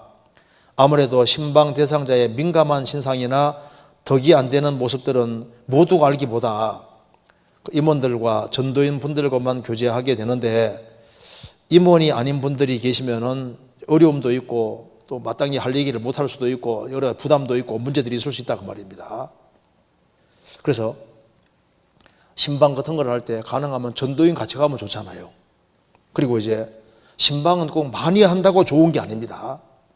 대체로 병원 신방 같은 경우는 뭐 여러 사람이 가도 이제 큰 문제가 없을 수도 있는데, 그래도 병원 신방도 또 너무 많이 가면 또 안 좋을 수도 있습니다. 근데 부담 없이 갈 수 있는 신방이 있는가 하면은 또 많이 가면 또 안 되는 신방이 있어요. 그래서 여기 말한 대로 특수한 신방 같은 경우는 많이 갈 필요가 없어요. 그래서 여기에 신방할 때 유익이 돼야 되기 때문에 이제 무조건 많이 간다고 해서 유익되는 게 아니라 어쩌면 많이 가는 것이 또 해를 끼치는 게 될 수도 있습니다. 신방은 타인을 세우는 신방이 돼야 되는 거니까요. 그래서 이렇게 질문한 대로 임원이 아닌 분이 계시면은 어려움과 부담이 있을 수 있습니다. 그렇죠? 그런데 임원이라 할지라도 또 감당 못하는 신방은 또 하기가 어렵습니다. 어떤 사람은 약간 뭐 교리적으로 이상한 것이 돼 있는데 그 사람 붙잡아주러 갔다가 신방 갔다가 자기가 물이 드는 경우도 있습니다. 그러니까 신방 같은 걸 할 때 그 신방을 할 때 일단 그 사람에게 유익이 돼야 되는 거니까 어느 정도의 사람이 가고 또 누가 가면 좋을지, 또 신방을 했을 때 어떻게 하면 그 마음에 위로를 주고 용기를 줄 수 있는지 그걸 다 생각해서 가는 것이 필요합니다. 그리고 왜 나는 빼놓느냐, 그것에 대해서 문제 가지면 안 됩니다. 그래서 우리 교회 안에서도 하나님께 신방하는 것도 쓰임 받는 겁니다. 쓰임 받는 건데 정말 신실하고 신앙생활을 잘하면 잘할수록 또 임원이 아님에도 불구하고 또 데려가는 경우도 있는 거예요. 꼭 갔으면 좋겠다고. 어떤 사람은 임원이 아니지만 가서 잠깐이라도 교제해주고 얘기해주면 그 사람에게 굉장히 도움도 될 수도 있는 겁니다. 어떤 경우는 또 임원이지만 또 그 사람은 또 안 가도 좋을 수도 있는 거예요. 임원인데 성격이 너무너무 강해서 갔다 하면요 부디기를 또 허리 놓을 수도 있거든요. 그러니까 이제 그걸 상황을 잘 봐서 일단 어떤 신방이든 되어지면 그 사람에게 유익이 되고 그 사람 신앙이 세워지는 쪽으로 신방이 되어야 되기 때문에 그거 생각할 때 적절한 인원이 어느 정도 될지 다 생각해 보면 알 수 있습니다. 기도하는 가운데 하면 주님이 적절하게 할 수 있도록 만들어 주실 겁니다. 그리고 신방에는 하나님의 도우심을 구해야 되고, 그리고 하나님 이 신방이 정말 유익하게 될 수 있도록 그 가정에도 도움이 되고 그 사람에게 도움이 될 수 있도록 해달라고 기도하는 가운데, 그러니까 그러기 위해서는 가능하면 전도인하고 의논을 잘해서 중요한 신방 같은 경우는 의논해서 이렇게 하는 것이 필요할 겁니다. 그래서 민감한 신방 이런 것은 무조건 우르르 가는 식으로 하는 건 안 좋을 거예요. 그래서 어떤 경우는 한두 명이 딱 갈 수도 있고, 그리고 이제 어떤 경우는 또 전도인이 안 가는 게 오히려 좋을 수도 있거든요. 근데 그것은 신앙 양심에 비춰서 대충 알 수 있으리라고 생각합니다. 그 다음 질문 보겠습니다. 교회에는 많은 모임과 교제들이 있습니다. 봉사의 교제, 어머니의 전체 교제, 청년의 교제 등에는 교제라는 단어를 사용하는데 모임이라는 단어를 사용하여 임원 모임, 상담인 모임 등의 단어 사용에 있어서 교제와 모임의 차이점이 무엇인가 궁금합니다. 특별히 없다면 성경에서 강조하신 교제라는 단어를 사용해야 더 맞는 것이 아닌가 하여 질문을 드립니다. 모임이라는 말을 사용하든지 교제라는 말을 사용하든지 그 별로 큰 무리가 없을 겁니다. 두 개 사용해도 그 큰 차이가 없어요. 그런데 약간 차이가 있을 수 있습니다. 여기 말한 대로 구역 모임, 임원 모임, 상담인 모임 이런 데는 좀 모임이라는 말을 사용하고, 또 봉사의 교제, 어머니의 전체 교제, 청년의 교제라는 사용을 사용하는데 이게 도대체 왜 굳이 이렇게 사용하느냐? 정해진 법은 없습니다. 법은 없는데 왜 모임이라는 말을 사용할까? 어떤 데는 왜 교제라는 말을 사용할까? 그게 이제 중점 차이 때문에 그러리라고 생각을 합니다. 모였는데 주된 모임의 이유가 교제 자체가 중심일 경우는 보통 교제라는 것을 사용하고, 거기서 교제하는 목적도 있지만은 다른 목적이 또 상당히 있을 때는 교제란 말을만 사용하려고 그러면은 교제라는 것은 동일한 입장에서 그냥 도란도란하지 않습니까? 자기 신앙적인 간증을 얘기를 하는 거, 그것으로 끝나면 교제란 말을 사용하면 좋은데 그것만 있는 것이 아니라 중요한 사항을 의논도 하고 또 공지도 하고 그런 성격이 상당히 있을 때는 교제라는 말을 하는 것보다 거기에다가 모임이란 말을 쓰면은 조금 이렇게 공적인 입장이 되고 뭔가 중요한 걸 의논도 하고 그런 게 들어가니까 모임이란 말을 사용하는 게 더 좋다고 생각을 해서 그렇게 지었는데 어떻게 지든 간에 큰 문제는 안 돼요. 그런데 이제 구역 모임, 구역 교제 둘 다 되잖아요. 구역 모임 하면서 교제하는 거니까. 이제 구역으로 모였다. 보통 영어로는 gathering, 모였다는 겁니다. 그래 모여가지고 교제하는 거니까 구역 모임 교제 이렇게 해도 되잖아요. 그런데 이제 보통 구역 교제라는 말보다는 모임이란 말을 사용하는 이유는 그럼 모임만 하는 게 아니라 교제도 하는 건데 구역 모임 할 때 교회 안에서 벌어지는 중요한 일을 공지도 하고 또 구역 식구들이 꼭 알아야 될 것도 얘기도 해주고 그렇게 해서 교회에 중요한 사항을 전달도 해야 되고 그렇게 해야 되는 거니까 모임 교제하는 성격도 있지만은 뭔가 목적의식이 확실한 것이 있으니까 그러니까 이제 구역 모임 교제 둘이 좀 하기 어렵잖아요. 그러니까 아예 딱 줄여가지고 구역 모임. 근데 구역 교제라 해도 문제될 게 없습니다. 그런데 또 임원 모임 하면요. 임원이 모여서 그냥 간증하는 것도 있지만 그것만이 목적이 아니거든. 임원들은 모여서 교회적으로 중요한 걸 의논해야 되고 그런 것이 있으니까 구역 임원들이 모여서 교제 자체만 하는 것이 아니고 우리 여기 임원 모임 할 때는 교회 안에서 벌어지는 일을 얘기도 해주고 그다음에 이제 교회 헌금 관계가 어떻게 되는지 공지도 다 해주고 알려주고 이렇게 해서 거기서 교제하는 것이 주된 목적이 아니고 그것도 있지만은 다른 부수적인 것들이 굉장히 많이 있으니까 구역 여기 임원 교제하면 조금 이상해요. 그러니까 그건 교제하는 성격보다 다른 목적이 좀 확실하게 강하기 때문에 임원 모임 이렇게 하면 조금 더 이렇게 좋게 받아들일 수 있습니다. 그런데 이것은 뭐 이렇게 정하든 저렇게 정하든 큰 문제가 없을 겁니다. 이것에 민감할 필요는 없다고 생각합니다. 옛날에 동로마 제국, 서로마 제국이 나누어질 때 동로마 제국, 서로마 제국이 나누어지고 난 이후에 동로마 교회, 서로마 교회가 분리될 때 여러 가지 이유로 분리가 됩니다. 여기 보시죠. 여기 이제 동로마 쪽의 교회를 그리스 정교로 갑니다. 그리스 정교라 그리고 서로마 쪽에서는 이게 로마 가톨릭입니다.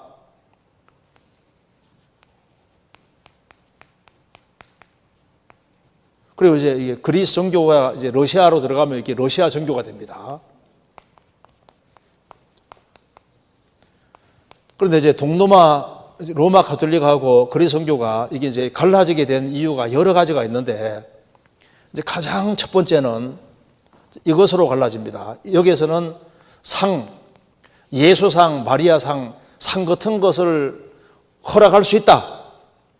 게르만족 같은데 전도하기 위해서는 예수상, 마리아상 이런 성인상 같은 것이 가능하다. 그래서 정부는 무슨 소리냐? 여기는 우리가 그림까지밖에 허용할 수 없다. 그림까지는 되지만 성경에서 어떤 상을 깎아 세우는 것 허락지 않는다. 이것 때문에 갈라서게 되잖아요.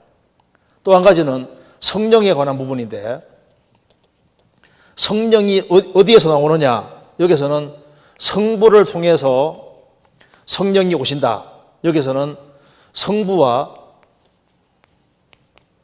성자를 통해서 성령이 나오신다. 이제 이것 때문에 갈라서게 되는 겁니다. 그런데 뭐 그 사이에서 막 옥신각신한 게 많았는데 그 중에 하나가 수염 논쟁입니다. 수염. 아니 여기는 수염을 길러야 된다. 이쪽에는 수염 깎아도 된다. 이것 때문에 저는 하도 싸웠거든요. 아니, 수염이 있든 없든 별 문제 안 되잖아요. 수염이 있어야 된다. 뭐 있으면 있는 거 없어도 된다. 근데 이런 거 가지고는 뭐 크게 다툴 필요가 없잖아요. 어떤 남편이 꽁을 한 마리 사왔습니다. 한 마리 하나 잡은 거예요. 아내한테 와서 말합니다. 여보, 내가 오늘 장기 잡아봤어. 안에다 보더니만 아니 이게 까투리지 어떻게 장기요? 암꽁이라는 겁니다. 아니 이거 봐라 장기 맞잖냐? 숙공이다 화려하지 않냐? 이것 때문에 티격태격 하다가 육박전이 되고 아주 대판 크게 싸워서 막 서로 아주 다칠 만큼 크게 싸웠습니다. 그 다음 해가 되니까 또 열받아 또 싸우는 거예요. 그 때문에 생각이 나서 암꽁이든 숙공이든 잡아먹으면 되잖아요. 별로 중요한 게 아니다 그 말입니다. 그래서 여기에 모임이라고 이름 지어도 괜찮고 교제라고 이름 지어도 괜찮고 또 교제와 모임 두 개 같이 붙여도 괜찮고 그거는 어떻게 정하든 간에 큰 문제가 없어요. 그죠? 그래서 요거는 뭐 이렇게 전하든 저렇게 전하든 이거는 정한 대로 그냥 하면 될 것 같습니다. 하나도 문제될 것이 없을 것 같아요. 이거 넘어가도 되겠죠? 네. 여기에 이게 근데 특별히 그렇다면 성경에서 강조하신 교제라는 단어를 사용해야 맞는 것이 아니냐. 그런데 회중이라는 말이 교회란 말인데요. 이게 모임이란 말이 사실은 회중이란 말하고 똑같습니다. 게더링이 모임이거든, 모임. 그래서 성경에 자주 모였다는 말이 나와 있고, 그리스도인들이 같이 모이는 거니까 모임이란 말도 굉장히 좋은 말이에요. 구약의 회중이란 말이 나오면 신약이 전부 다 교회거든요. 교회. 그리스도인들이 모이는 거니까 회중으로 모이는 거니까 이게 모임, 집회도 모이는 겁니다. 모임. 그래서 모임이란 말도 좋고 교제란 말도 좋고 둘 다 아무 문제가 없을 겁니다. 자, 그 다음 질문. 근데 이제 임원 모임 이렇게 하면 좀 약간 의무감이 굉장히 크지 않습니까? 임원 모임에 가서는 뭔가 들어야 될 걸 안 들으면 문제가 좀 있다고 생각이 들 수 있습니다. 우리가 교제하는 건 편안하게 할 수 있는데 모임이란 말이 좀 들어가면은 상당히 그게 공지사항 이런 거 반드시 들어야 될 것이 있는데 못 들으면 약간 문제 같은 소지가 있을 수 있으니까 약간은 차이가 나는데 뭐 큰 차이는 없으리라고 생각합니다. 큰 문제가 안 되리라고 생각합니다. 넘어가 보겠습니다. 제3성전에 대하여 질문드립니다. 제3성전은 반드시 세워지며 7년 환란 전 3년 반 기간에 세워지고 적그리스도가 그것에 선다고 성경에 예언되어 있다는 걸 압니다. 그렇지만 히브리서 10장 12절부터 16절까지 말씀 속에 주님이 영원한 제사를 드리시고 그리고 이제 주님이 한 제문으로 영원히 온전케 하셨다.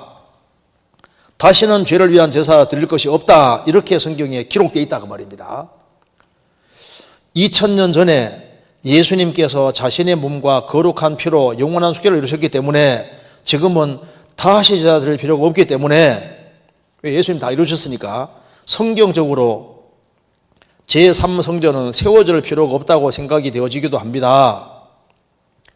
하나님의 뜻과 상관없이 적그리스도가 세우는 성전이며 대부분의 구원받지 못한 유대인들이 적그리스도에게 속아 넘어가기 때문에라고 생각합니다. 제3성전은 하나님의 계획 속에 있는 것일까요? 아니면 적그리스도가 하나님을 빙자하여 악용하는 것인지 질문드립니다. 예수님이 영원한 속죄를 이루셨고 죄를 위한 제사가 더 이상 필요 없으니까 뭐 성전이 굳이 세워줄 필요가 뭐가 있느냐. 그런데 이것은 적그리스도 운동이고 하나님을 대적하는 일이고 적그리스도가 이제 그걸 통해서 세계를 통치하게 되는 거니까 잘못된 것이 아니냐 하는 질문입니다. 자, 그런데 성경을 찾아보시겠습니다. 데살로니가후서 2장입니다.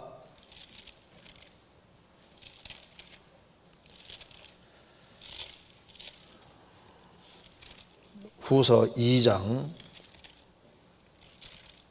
1절입니다. 형제들아 우리가 너희에게 구하는 것은 우리 주 예수 그리스도의 강림하심과 우리가 그 앞에 모임에 관하여 혹 영으로나 혹 말로나 혹 우리에게서 받았다는 편지로나 주의 날이 이르렀다고 시동심하거나 두려워하지 아니할 것이라. 누가 아무렇게 하여도 너희가 미혹하지 말라.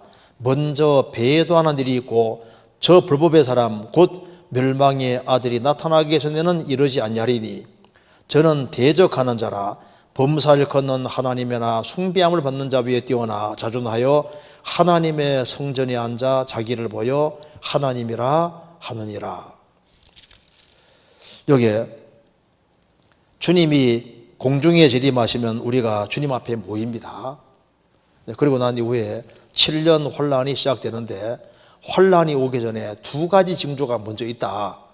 첫째는 배도하는 일이 먼저 있고 그 다음에는 불법의 사람 멸망의 아들 적그리스도가 나타나기 전에는 이르지 아니하리니, 여기 이르지 아니하리는 원문에 없습니다. 나타나기 전에는, 나타나는 것은 그리스도인들이 들림받고 난 다음에 나타납니다. 거기 나와 있죠. 8절에 그때 불법한 자가 나타나리니, 주 예수께서 그때라는 것이 7절에 불법의 비밀이며 활동하여서나 지금 막는 자가 해서 그 중에 옮길 때까지 하리라. 그때 불법한 자가 나타나리니. 그러니까 성령께서 교회를 통해서 막고 계신데 주님이 공중에 재림하시는 그날 그리스도인들이 지상의 산으로 옮겨질 때 그때 적그리스도가 본격적으로 출현을 하는 겁니다. 나타나고 7년 환란 전 3년만 동안의 세계적인 문제를 신속히 풀어가다가 중반기 때 거의 암살당해 거의 죽게 됐다가 사탄의 권세로 살아나고 그래서 이제 중반기 때 자기를 보여 하나님이라고 한다고 말입니다. 근데 여기서 보면은 거기에 4절에 7년 환란 중반기 있을 때 일입니다. 저는 멸망의 아들, 저는 적그리스도는 대적하는 자라 범사일 걷는 하나님이나 숭배함을 받는 자 위에 뛰어나 자존하여 하나님의 성전에 앉아 자기를 보여 하나님이라 하느니라. 여기 하나님의 성전에 앉아라고 했습니다. 하나님의 성전에 앉아 7년 혼란 중반기 전에 성전이 세워지고 하나님께 제사와 예물을 드리는 일이 있다가 중반기 때 제사 예물을 폐지시키고 거기에다가 적그리스도 우상을 세우고 자기를 보여 하나님이라고 한다고 말입니다. 그런데 이 성전을 가리켜서 하나님의 성전이라고 분명히 얘기를 했습니다. 하나님의 성전에 앉아. 하나님 성전이라고 그랬죠? 그 다음에 요한계시록 보시겠습니다. 10장에 11장 1절을 보시겠습니다. 또 내게 지팡이 같은 갈대를 주며 말하기를 일어나서 하나님의 성전과 제단과 그 안에서 경배하는 자들을 청량하되 성전 방 마당은 청량하지 말고 그냥 두라. 이것을 이방인에게 주었은즉 저희가 거룩한 성을 42달 동안 짓밟으리라. 내가 나의 두 증인에게 권세를 주리니 저희가 굵은 벼옷을 입고 1260일을 예언하리라. 여기에서도 하나님의 성전이라고 했습니다. 자, 유대인들 중에 오실 메시아를 바라는 사람들이 있습니다. 이걸 이제 울트라 오스독시라고 하는데, 이제 울트라 극정통입니다. 극정통. 정통 중에서도 극정통. 이 사람들은 이제 구약 성경에 나와 있는 대로 오실 메시아를 간절히 바라면서 오로지 소원이 메시아 오기만을 소망하는 사람이 있는 거예요. 그래서 자나깨나 그리스도가 오시기를 아주 간절히 바라는 사람이고, 그들은 지금 아직까지 그리스도가 누군지를 모르기 때문에 자신들이 지금 이스라엘 땅에 돌아왔지만은 하나님 앞에 부정한 상태로 있으니까 죄를 사함받아야 생각하는데, 죄를 사함받기 위해서는 그리스도를 아직 안 받아들이고 있으니까 하나님의 성전에 세워지기를 간절히 소망하는 거예요. 그리스도가 오셨음에도 불구하고.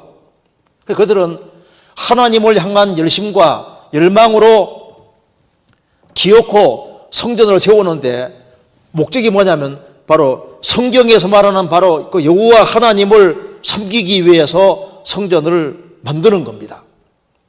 하나님께 봉헌하고 하나님께 드리기 위해서 만드는 거예요. 그래서 이제 성전이 세워지고 제사를 지낼 때 하나님이 섬기기는 섬기는데 뭘 제대로 모르고 섬기니까 하나님께서 두 증인을 보내서 바로 2000년 전에 이스라엘이 죽인 예수가 그리스도라는 걸 깨닫게 하고 너희들이 바로 성전에서 제물을 계속 드리는데 이것을 예수님이 이루셨다는 걸 확실히 깨닫게 해줘서 하나님의 성전을 만들어서 하나님을 열심으로 섬기는데 뭘 모릅니다. 잘 모르니까 하나님이 두 증인 보내서 1260일 동안 점 3년만 동안은 증거하기 위해서 바로 이스라엘이 바로 피제사 드리는 이 제사가 이미 예수님이 완성하셨고 바로 너희들이 바라는 바로 그 메시아가 이미 왔다는 사실을 깨닫게 해서 이스라엘이 민족적으로 회개하게 되는 거니까 하나님이 이 성전을 사용하시는 거예요. 그래서 이제 유대인들이 구원받는 일이 딱 끝나면은 하나님께서 구원받을 만한 사람 받아버렸으니까 하나님께서 그 다음에 적그리스도가 이제 악용하는 걸 내버려 두는 겁니다. 그래서 하나님의 성전이란 말이 맞는 거예요. 성경 스가랴서 12장 찾겠습니다. 스가랴서 12장 10절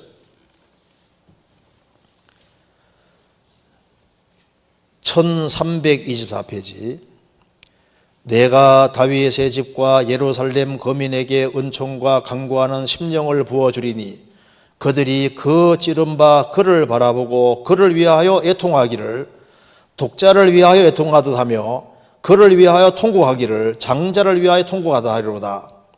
그날에 예루살렘에 큰 애통이 있으리니 묻기도 골짜기 하다드림 문에 있던 애통과 같을 것이라. 온 땅 각 족속이 따라 애통하되 다윗의 족속이 따라하고 그 아내들이 따라하며 나단의 족속이 따라하고 그 아내들이 따라하며 레위의 족속이 따라하고 그 아내들이 따라하며 신부의 족속이 따라하고 그 아내들이 따라하며 모든 남은 족속도 각기 따라하고 그 아내들이 따라하리라. 13장 1절 그날에 죄와 더러움을 씻는 셈이 다윗 족속과 예루살렘 거민을 위해 열리리라. 7년 혼란 속에서 이스라엘은 하나님을 향한 열심으로 성전을 지어놓고 하나님을 열심히 섬기고 있는데 그들이 뭘 잘 모르고 있는 겁니다. 그래서 두 증인 보내서 이제 하나님께서 깨닫게 해주실 때 이스라엘 민족은 마치 자기 장자가 죽어서 통곡하는 것처럼 그렇게 애통해하면서 이스라엘 12지파가 이스라엘 지파가 각각 정말 회개하여서 민족적으로 죄와 더러움을 짓는 일이 실제로 벌어지게 되는 겁니다.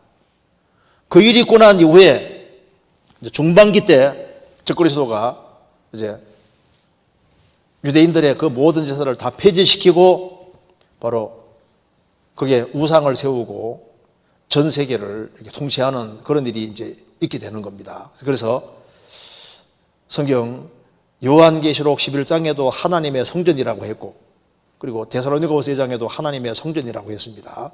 그들이 하나님을 향한 열성과 열망으로 오로지 하나님께 드리기 위해서 드렸고 하나님은 그걸 이용하시고 받으시는 거예요.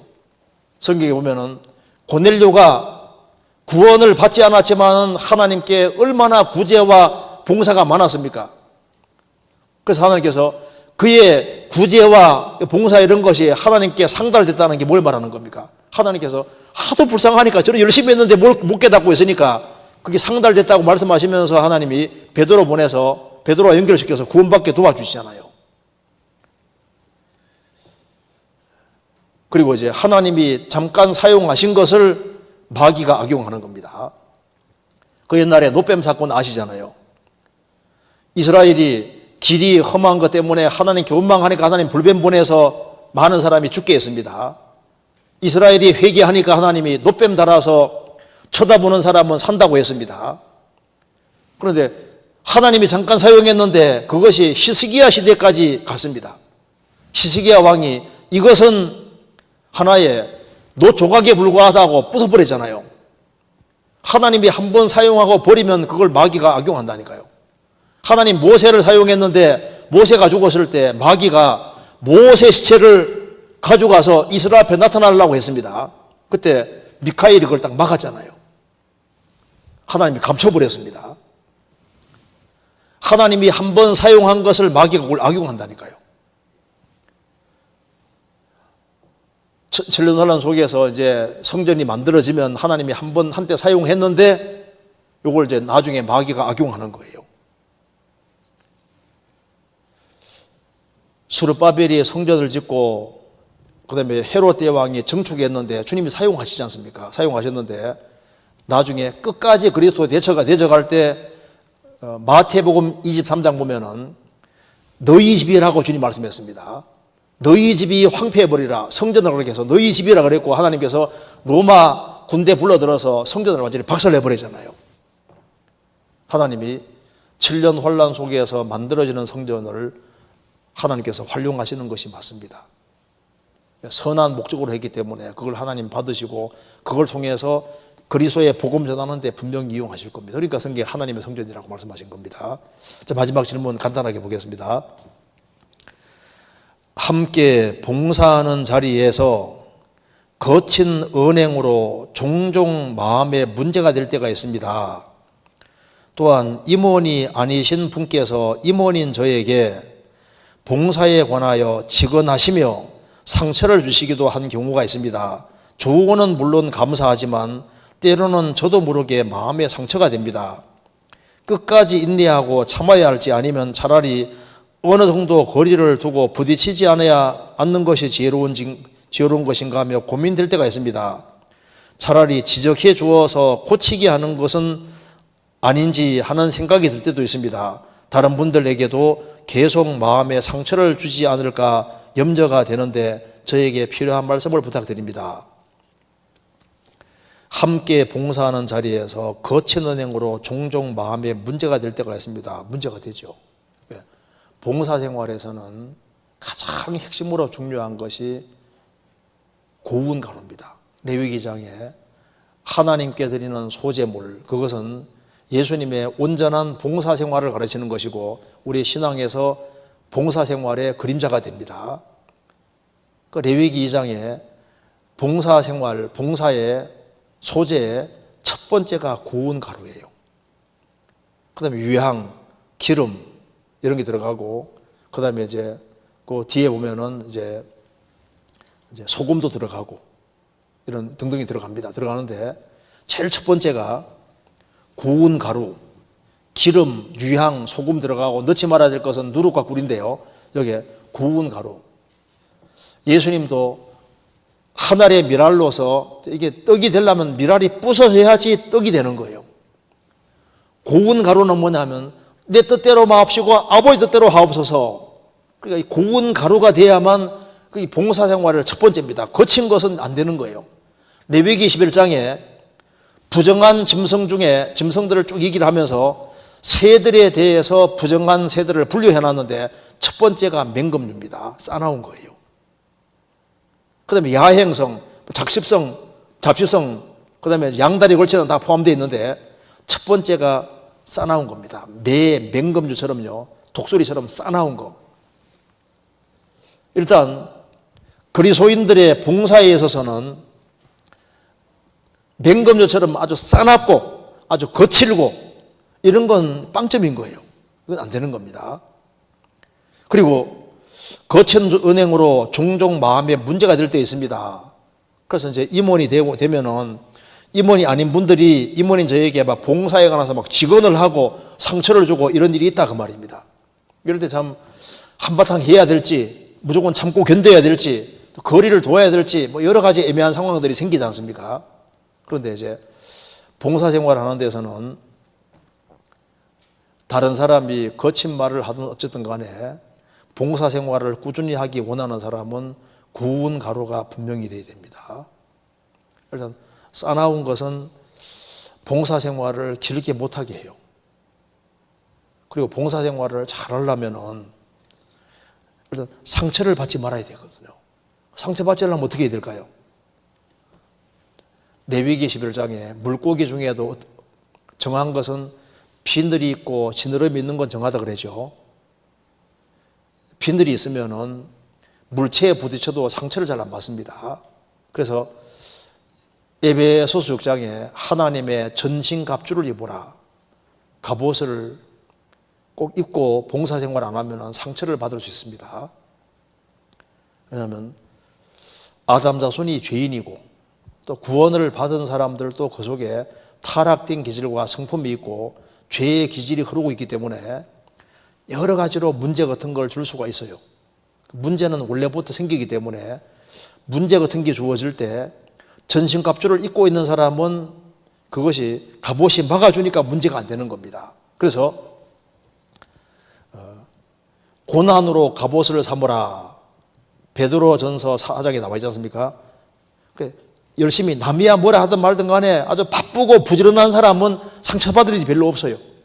그래서 봉사생활 하는 사람은 일단 바빠야 되거든. 부지런해야 되거든. 고민할 시간도 없을 정도로 바쁘면요 별 문제 또 안 될 수도 있다고요. 누가복음 24장에서는 성령이 오시는 걸 가서 성령으로 옷 입힐 때까지 옷 입는다고 했는데 봉사생활을 하는 사람은 옷을 입듯이 성령의 충만을 입고 성령님의 도우심을 받아야 됩니다. 그래서 술 취하면 때려도 안 아픈 것처럼 충만하게 되면은 때려도 별 문제가 안 되고 문제가 돼도 문제를 줘도 별 문제 안 될 수 있는 겁니다. 그래서 봉사생활을 하는 사람은 봉사생활을 하는 사람일수록 일단 영적으로 잘 먹어야 되고 그리고 성령님의 도우심을 받아야 되고 갑옷 입듯이 전신갑주를 입고 그렇게 할 때 불문제가 안 되는 거예요. 그리고 이제 공고 같은 걸 할 때 나보다 좀 나이가 많은 분인 경우는 공고하기가 안 쉬워요. 나이가 좀 어린 사람인 것 같은 경우는 불러서 개인적으로 공고할 수 있잖아요.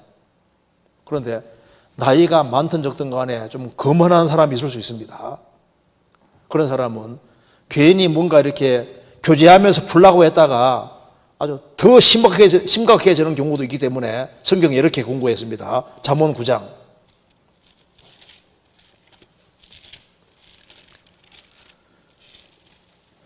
잠언 9장 7절. 거만한 자를 징계하는 자는 도리어 능욕을 받고 악인을 책망하는 자는 도리어 흠을 잡히느니라. 거만한 자를 책망하지 말라. 그가 너를 미워할까 두려우니라. 지 있는 자를 책망하라. 그가 너를 사랑하리라. 여기에 거만한 자를 책망하지 마라. 그가 너를 미워할까 두려우니라. 거만한 자를 징계하는 자는 도리어 능욕을 받고 악인을 책망하는 자는 도리어 흠을 잡히느니라. 그래서 공고할 때는 참 이게 좀 조심해야 됩니다. 그걸 받을 만한 사람이 따로 있어요. 그래서 어떤 거 부족한 걸 지적해 주면요, 그 아차 싶어서 그걸 빨리 바꾸는 사람이 있는가 하면 네가 도대체 뭔데 그렇게 하면서 그걸 또 반감 가지고 나중에 그걸 또 복수하려는 그런 마음 가진 사람이 있을 수도 있습니다. 사람마다 이게 천차만별이기 때문에 그래서 제일 좋은 길은 봉사에서 제일 좋은 길은 시편 141편입니다. 한 군데만 더 보겠습니다. 시편 141편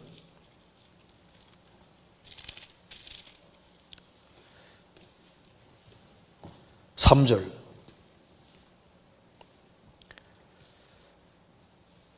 여호와여 내 입 앞에 파수꾼을 세우시고 내 입술의 문을 지키소서. 내 마음이 악한 일에 기울어 죄악을 행하는 자와 함께 악을 행치 말게 하시며 저희 진술을 먹지 말게 하소서. 의인이 나를 칠지라도 은혜를 여기며 책망할지라도 머리에 기름같이 여겨서 내 머리가 이를 거절치 아니할지라. 저희의 재난 중에라도 내가 항상 기도하리로다. 어떤 경우에도 여호와여 내 입 앞에 파수꾼을 세우시고 내 입술의 문을 지켜주십시오. 어떤 경우에도 내 마음이 악한 일에 기울어서 죄악을 행하는 자와 함께 악을 행치 말게 하시며 저희의 진수성찬을 먹지 말게 하소서. 의인이 나를 칠지라도 은혜를 여기며 책망할지라도 머리에 기름같이 여겨서 내 머리가 이를 거절치 아니할지라. 누가 지적하면 그걸 기꺼운 마음으로 받고 자기 신앙이 발전하는 방향으로 받으라 그 말입니다. 그리고 내게 문제 준 사람이 재난을 당할지라도 저희의 재난 중이라도 나는 그들을 위해서 항상 기도하겠다. 그래서 우리가 봤을 때 저 사람 내가 감당 안 되는 사람이라고 생각 들면 약간 거리 두는 것도 필요합니다. 그런데 거리 둘 수 없는 상황이 올 수도 있는 거예요. 실제로 하나님 앞에 간절히 기도하고 하나님의 도우심을 구하면 주님이 그때그때마다 피하게 주시고 이걸 힘도 주시고, 내게 문제 주는 사람에 대해서 계속 기도하면요, 그 사람 안 바뀌어도 내 마음이 바꿔져서 그 사람이 또 사랑스럽게 보이고 오히려 불쌍하게 보이고 또 그 기도 하나도 문제가 안 되게끔 또 그렇게 주님이 마음을 바꿔주신다니까요. 남편이 막 내게 그렇게 막 힘들게 만들어도 남편에서 계속 기도하면은 자기 마음부터 바꿔놓기 때문에 그 남편이 불쌍해 보이는 거예요. 또 어떤 경우는 또 이쁘게 보일 수도 있으면 좋게 보일 수도 있거든요. 정말 내 훈련병으로 잘 뒀네 이렇게 생각할 수도 있고, 이게 마음과 생각을 바꿔주신다니까요. 그래서 환경적인 것은 부차적인 것이고 어떤 경우에도 일단 뒤로 물러가지 말아야 됩니다. 그리고 봉사를 임할 때는 여러 가지 문제는 원래부터 생기는 거다 생각하고 그런 걸 이미 처음부터 각오하고 신앙생활하는 게 필요합니다. 임원으로 있다는 것 자체가 쉬운 게 아니거든요. 내 마음을 흐트러뜨릴 요소들이 많이 생기는데 그것을 어떤 것이 있다 할지라도 그걸 기꺼운 마음으로 받고, 여기에 나를 책망할지라도 머리에 기름같이 여겨서 내 머리가 이를 거절치 아니할지라, 모든 걸 다 받으면서 그걸 내 신앙이 발전하는 방향으로 받고 신앙이 수숙 자라는 그런 것이 우리에게 필요한 겁니다. 그리고 내 봉사에 대해서 주님 인정해 주면 되는 겁니다. 그래서 일단 오늘 여기까지 말씀을 하고 또 다음 기회에도 같이 하도록 하겠습니다. 같이 기도하시겠습니다. 은혜와 사랑이 충만하신 하나님 아버지, 많은 사람 중에서 저희들을 복음으로 불러주시고 구원해 주신 이 크신 은혜와 사랑을 인하여 감사를 드립니다. 마지막 징조가 너무나도 분명히 나타나는 이 시대에 정신을 차리고 주의 복음과 영광을 위해 살다가 주님을 배울 수 있도록 도와주시고 30배, 60배, 100배 결실하는 귀한 인생들이 다 될 수 있도록 도와주시옵소서. 또 다음 시간 또 주의 거룩한 말씀께 부탁드립니다. 우리 구주 예수 그리스도 이름으로 기도하옵나이다. 아멘. 수고하셨습니다.